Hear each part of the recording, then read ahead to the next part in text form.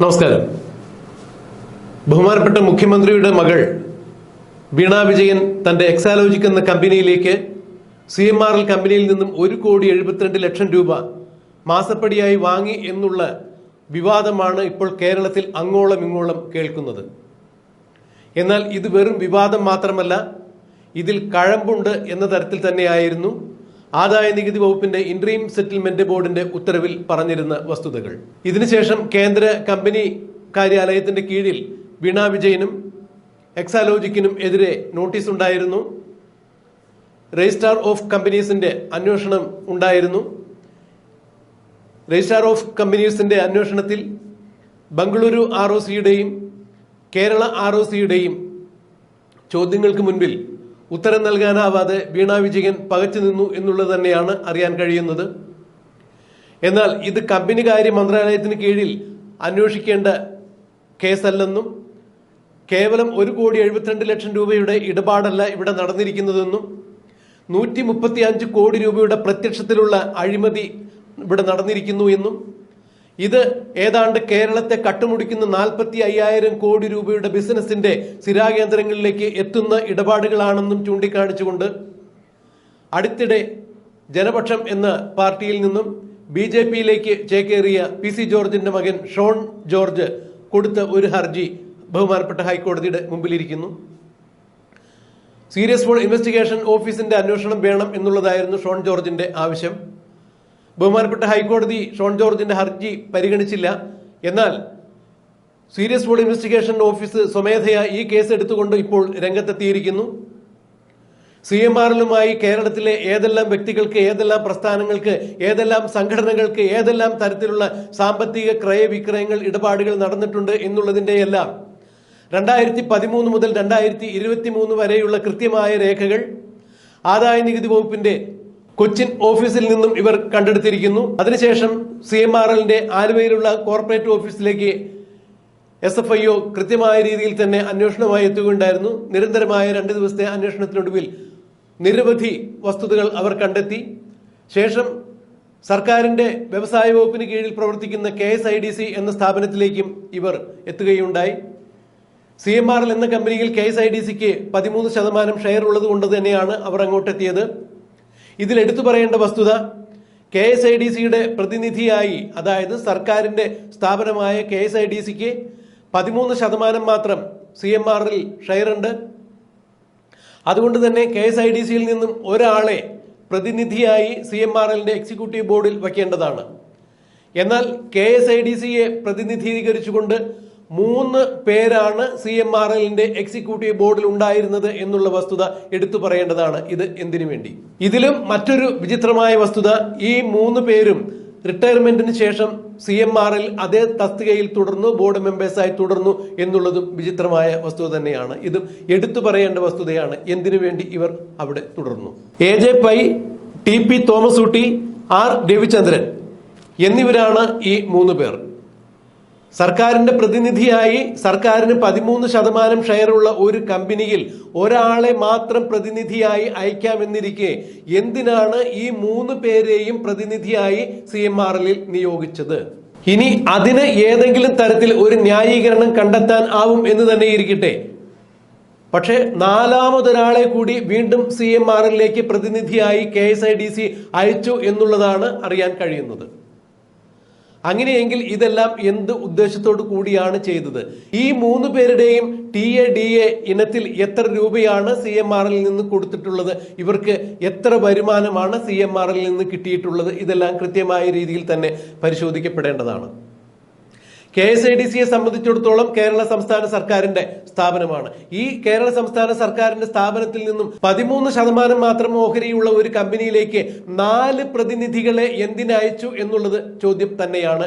ഈ പ്രതിനിധികൾ ആരുടെ വക്താവായിട്ടാണ് CMRLൽ ജോലി എടുത്തിരുന്നത്, അല്ല എന്നുണ്ടെങ്കിൽ ദൗത്യം നിർവഹിച്ചിരുന്നത് എന്നുള്ളത് അന്വേഷിക്കേണ്ടത് തന്നെയാണ്. ബഹുമാനപ്പെട്ട മുഖ്യമന്ത്രി പിണറായി വിജയൻ അറിയാതെ, സംസ്ഥാനത്തിന്റെ മുഖ്യമന്ത്രിയായ ബഹുമാനപ്പെട്ട പിണറായി വിജയൻ അറിയാതെ സംസ്ഥാന വ്യവസായ വകുപ്പിന് കീഴിലുള്ള ഒരു സ്ഥാപനത്തിൽ നിന്ന് 4 പ്രതിനിധികൾ വ്യവസായ വകുപ്പിന്റെ കീഴിലുള്ള ഒരു സ്ഥാപനത്തിന്റെ പ്രതിനിധിയായി മറ്റൊരു സ്ഥാപനത്തിലേക്ക് ചെല്ലുമ്പോൾ അതും 13% മാത്രം ഷെയറുള്ള ഒരു സ്ഥാപനത്തിലേക്ക് 4 പേരെ പ്രതിനിധിയായി സർക്കാർ പറഞ്ഞയക്കണം എന്നുണ്ടെങ്കിൽ അതിൽ മറ്റെന്തെങ്കിലും ദുരൂഹതകൾ ഉണ്ട് എന്ന് തന്നെയാണ് ഇപ്പോൾ പുറത്തു വരുന്നത്. ആർക്കു വേണ്ടി ആരെ പ്രതിനിധീകരിച്ചുകൊണ്ടാണ് ഇവർ അവിടെ CMRLലെ എക്സിക്യൂട്ടീവ് ബോർഡിൽ ഇരുന്നത്? സർക്കാരിനെ പ്രതിനിധീകരിച്ച് 4 പ്രതിനിധികൾ അവിടെ ഉണ്ടായി എന്നിരിക്കെ 1,72,00,000 രൂപ വീണ വിജയന് മാസപ്പടിയായി നൽകി എന്നുള്ള കൃത്യമായ ഇൻട്രീം സെറ്റിൽമെന്റ് ബോർഡിന്റെ ഉത്തരവിൽ കണ്ട ആ 1,72,00,000 രൂപ വീണ വിജയനിലേക്കും വീണ വിജയന്റെ കമ്പനിയായ എക്സാലോജിക്കിലേക്കും എത്തുന്ന വിവരങ്ങൾ തീർച്ചയായും CMRLന്റെ എക്സിക്യൂട്ടീവ് ബോർഡിൽ എടുത്ത തീരുമാനം തന്നെ ആയിരിക്കും. അല്ലാതെ ഇത്രത്തോളം വലിയ തുകയുടെ ക്രയവിക്രയങ്ങൾ ഒരു കാഷ്യറിന് മാത്രം ചെയ്യാവുന്ന കാര്യമല്ല. അങ്ങനെയെങ്കിൽ KICDCയുടെ 4 പ്രതിനിധികൾ കൂടി പങ്കെടുത്ത CMRLന്റെ എക്സിക്യൂട്ടീവ് ബോർഡിൽ തന്നെയാണ് ഈ 1,72,00,000 രൂപ വീണ വിജയന് കൈവന്നു ചേർന്നിരിക്കുന്നത്. എന്നാൽ ആ വിവരം കൃത്യമായി തന്നെ മുഖ്യമന്ത്രിക്ക് അറിയാൻ സാധിക്കും. സംസ്ഥാനത്തിന്റെ പ്രതിനിധികൾ പങ്കെടുത്തിരിക്കുന്ന അല്ലെങ്കിൽ പ്രതിനിധികൾ സംബന്ധിച്ചിരിക്കുന്ന ഒരു ബോർഡിൽ എടുത്ത തീരുമാനമാണ് ഇത്. അങ്ങനെയെങ്കിൽ സംസ്ഥാനത്തിന്റെ തലവനായ മുഖ്യമന്ത്രി അറിഞ്ഞിരിക്കും. അതുപോലെ തന്നെ കേരളത്തിലെ വ്യവസായ വകുപ്പ് മന്ത്രിയായ P. രാജീവിനും വ്യവസായ വകുപ്പിന് കീഴിലുള്ള ഒരു സ്ഥാപനത്തിൽ നടക്കുന്ന ഇത്തരം പ്രവർത്തനങ്ങളെ കുറിച്ച് കൃത്യമായ രീതിയിൽ തന്നെ അറിവുണ്ടായിരിക്കും. അങ്ങനെയാണെങ്കിൽ CMRLൽ നിന്ന് പോയിരിക്കുന്ന ഈ പണം ആരുടെ കൈകളിലേക്കാണ് പോയിരിക്കുന്നത്? വീണ വിജയന്റെ അക്കൗണ്ടിലേക്ക് CMRL ഈ പണം നിക്ഷേപിച്ചു എന്ന് പറയുന്നു. വീണ വിജയന്റെ അക്കൗണ്ടിലേക്ക് എത്തിയ ഈ പണത്തിന് കൃത്യമായി തന്നെ നികുതി അടച്ചിട്ടുണ്ട് എന്നാണ് മുഖ്യമന്ത്രി നിയമസഭയിൽ പ്രസ്താവിച്ചത്. എന്നാൽ ആദായ നികുതി വകുപ്പിന്റെ ഇൻട്രീം സെറ്റിൽമെന്റ് ബോർഡിന്റെ ഉത്തരവിൽ കണ്ട 1,72,00,000 രൂപയ്ക്ക് CMRL തന്നെയാണ് നികുതി അടച്ചിരിക്കുന്നത് എന്നുള്ള വസ്തുത കൂടി അതിൽ അടയാളപ്പെടുത്തിയിരിക്കുന്നു. CMRL അവരുടെ കമ്പനി ചെലവിൽ എഴുതി വച്ചിരുന്ന ഈ പണം തീർച്ചയായും ആ ഒരു വ്യവസ്ഥയിൽ വരില്ല എന്ന് കണ്ടുകൊണ്ട് തന്നെ ഇത് CMRLന്റെ ചെലവിനത്തിൽ കാണാൻ പറ്റില്ല എന്ന് പറഞ്ഞുകൊണ്ട് തന്നെ ഇവരുടെ ഈ പണം വരുമാനത്തിൽ കണക്കാക്കിക്കൊണ്ട് ആദായ നികുതി അടയ്ക്കുവാൻ CMRL നിർബന്ധിതരാകുകയായിരുന്നു. അതായത് വീണ വിജയന് കൊടുത്ത 1,72,00,000 രൂപയ്ക്ക് CMRL തന്നെ നികുതി അടച്ചിട്ടുണ്ട് എന്ന് തന്നെയാണ് ആദായ നികുതി വകുപ്പിന്റെ ഇൻട്രീം സെറ്റിൽമെന്റ് ബോർഡിൽ രേഖപ്പെടുത്തിയിരിക്കുന്നത്. അപ്പോൾ മുഖ്യമന്ത്രി നിയമസഭയിൽ പറഞ്ഞു, വീണ വിജയൻ 1,72,00,000 രൂപ എക്സാലോജിക് എന്ന കമ്പനിക്ക് സേവന വേതന വ്യവസ്ഥയിൽ കിട്ടിയിട്ടുണ്ട്, ആ പണത്തിന് GST അടച്ചിട്ടുണ്ട് എന്നാണ് മുഖ്യമന്ത്രി പറഞ്ഞത്. എന്നാൽ GST അടച്ചത് ആരാണ് എന്നുള്ളതാണ്. ഇനി ആദായ നികുതി വകുപ്പിന്റെ ഏത് നികുതിയാണ് CMRL അടച്ചത് എന്നുള്ളത് പരിശോധിക്കപ്പെടേണ്ടത് തന്നെയാണ്. വീണ വിജയൻ 1,72,00,000 രൂപയ്ക്ക് ഏതെങ്കിലും മറ്റു നികുതികൾ അടച്ചിട്ടുണ്ടോ എന്നുള്ളതാണ് പരാമർശിക്കേണ്ടത്, പരിശോധിക്കപ്പെടേണ്ടത്. മുഖ്യമന്ത്രി നിയമസഭയിൽ പറഞ്ഞിരുന്നു ഈ പണത്തിന് നികുതി അടച്ചിട്ടുണ്ട് എന്നുള്ളത്. ആരാണ് നികുതി അടച്ചത്, ഏത് നികുതിയാണ് അടച്ചത്, എത്ര രൂപയാണ് നികുതി അടച്ചത് എന്നുള്ളതിന്റെ വിശദാംശങ്ങളൊന്നും കൊടുത്തിട്ടില്ല. അന്ന് പറഞ്ഞത് സ്വകാര്യത നഷ്ടപ്പെടും എന്നുള്ളതിനാൽ ഇത്തരം കാര്യങ്ങൾ പുറത്തു പറയാനാകില്ല എന്നാണ് മുഖ്യമന്ത്രി പറഞ്ഞത്. ഇത് തന്നെയാണ് കേരളത്തിലെ ആദായ നികുതി വകുപ്പ് ഓഫീസുകളിൽ നിന്നും കിട്ടിയ വിവരവും ഇത് തന്നെയാണ്. എന്നാൽ കേവലം 1,72,00,000 രൂപയുടെ ഇടപാടല്ല ഇവിടെ നടന്നിരിക്കുന്നതെന്നും 135 കോടി രൂപയുടെ ഇടപാട് നടന്നതായി CMRLന്റെ കണക്ക് പുസ്തകത്തിൽ തന്നെ രേഖപ്പെടുത്തിയിട്ടുണ്ട് എന്ന് ഷോൺ ജോർജ് പറയുന്നു. അതിൽ PV എന്ന് പറയുന്ന ആൾക്ക് 98 കോടി രൂപ കൊടുത്തിരിക്കുന്നു. ഈ PV എന്ന് പറയുന്നത് പിണറായി വിജയൻ ആണ് എന്നുള്ളതാണ് പരാമർശിക്കപ്പെടുന്നത്. എന്നാൽ ഇടതുപക്ഷത്തിന്റെ വക്താക്കൾ ആരും ഇത് സമ്മതിച്ചിട്ടില്ല. പക്ഷേ CMRLന്റെ കണക്ക് പുസ്തകത്തിൽ കണ്ട KK എന്നെഴുതിയിരിക്കുന്നത് കുഞ്ഞാലിക്കുട്ടിയെ ആണെന്നും RC എന്നെഴുതിയിരിക്കുന്നത് രമേശ് ചെന്നിത്തലയെ ആണെന്നും OC എന്ന് രേഖപ്പെടുത്തിയിരിക്കുന്നത് മൺമറഞ്ഞ മുൻ മുഖ്യമന്ത്രി കൂടിയായ ഉമ്മൻചാണ്ടിയെ ആണെന്നും ഇടതുപക്ഷത്തിന്റെ സംസ്ഥാന സെക്രട്ടറിയായ MP ഗോവിന്ദൻ അടിവരവിട്ട് പറയുന്നുണ്ട്. പക്ഷേ ആ ബുക്കിൽ പറയുന്ന PV പിണറായി വിജയനാണ് എന്നുള്ളത് സ്ഥിരീകരിക്കത്തക്കതല്ല എന്നാണ് MP ഗോവിന്ദൻ പറഞ്ഞത്. MP ഗോവിന്ദന്റെ തലയ്ക്ക് എന്തെങ്കിലും പ്രശ്നമുണ്ടോ എന്നുള്ളത് പരിശോധിക്കപ്പെടണം എന്ന് തന്നെയാണ് രാഷ്ട്രീയ നിരീക്ഷകർ ഇതിലൂടെ ചൂണ്ടിക്കാണിച്ചത്.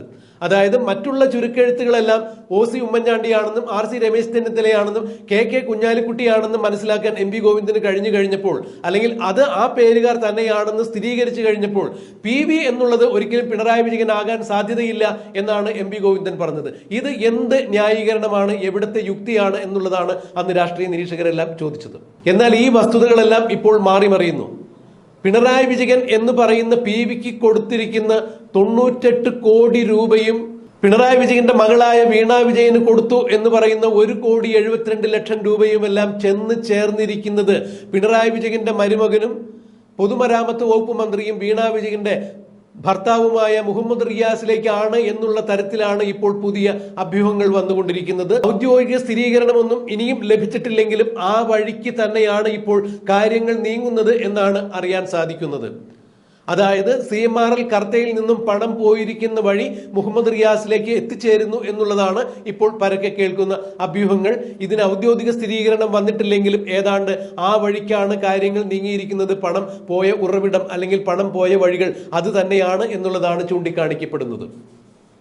എന്തായാലും CMRL നിന്നും സീരിയസ് ഫ്രോഡ് ഇൻവെസ്റ്റിഗേഷൻ ഓഫീസേഴ്സ് കൃത്യമായ സാമ്പത്തിക ഇടപാടുകളുടെ അവരുടെ 2013 മുതൽ 2023 വരെയുള്ള സാമ്പത്തിക വരുമാനങ്ങളും അവരുടെ വരവ് ചെലവ് കണക്കുകളും ആർക്കൊക്കെ എന്തൊക്കെ എവിടെ വെച്ച് എങ്ങനെയൊക്കെ കൊടുത്തു എന്നുള്ള രേഖകളെല്ലാം സീരിയസ് ഫ്രോഡ് ഇൻവെസ്റ്റിഗേഷൻ ഓഫീസ് കടത്തിക്കൊണ്ടുപോയിരിക്കുന്നു. KSIDCയിൽ നിന്നും അവർ കൃത്യമായ പരിശോധനയ്ക്ക് ശേഷം അവരുടെ അക്കൗണ്ട് ഡീറ്റെയിൽസ് അടങ്ങിയ സോഫ്റ്റ്വെയർ വരെ എടുത്തുകൊണ്ടുപോയിരിക്കുന്നു. ഇതിൽ നിന്നെല്ലാം കൃത്യമായ ചില കാര്യങ്ങൾ SFIOക്ക് കിട്ടിയിട്ടുണ്ട്. സീരിയസ് ഫ്രോഡ് ഇൻവെസ്റ്റിഗേഷൻ ഓഫീസേഴ്സ് കൃത്യമായ ധാരണകളിലേക്ക് എത്തിച്ചേർന്നിട്ടുണ്ട്. പണം ആരുടെയൊക്കെ കയ്യിൽ എങ്ങനെയാണ് വന്നു ചേർന്നത് എന്നുള്ളത് കൃത്യമായി മനസ്സിലാക്കിയിരിക്കുന്നു എന്നാണ് ഇപ്പോൾ അറിയാൻ കഴിയുന്ന വിവരം. തുടർന്ന് മുന്നിലേക്കുള്ള അന്വേഷണത്തെ തടസ്സപ്പെടുത്താതിരിക്കാൻ വേണ്ടി അല്ലെങ്കിൽ അത്തരം അന്വേഷണങ്ങൾക്ക് ഏതെങ്കിലും തരത്തിൽ വിഘ്നമില്ലാതിരിക്കാൻ വേണ്ടി സീരിയസ് ഫ്രോഡ് ഇൻവെസ്റ്റിഗേഷൻ ഓഫീസേഴ്സിന്റെ ഭാഗത്ത് നിന്ന് അതിൽ ഒരു ഔദ്യോഗിക സ്ഥിരീകരണം ഇനി ലഭിച്ചിട്ടില്ല, ലഭിക്കാനാവുന്നതേ ഉള്ളൂ. പക്ഷേ ഏറെക്കുറെ കാര്യങ്ങളെല്ലാം തെളിഞ്ഞു വരുന്നു എന്ന് തന്നെയാണ് അറിയുന്നത്.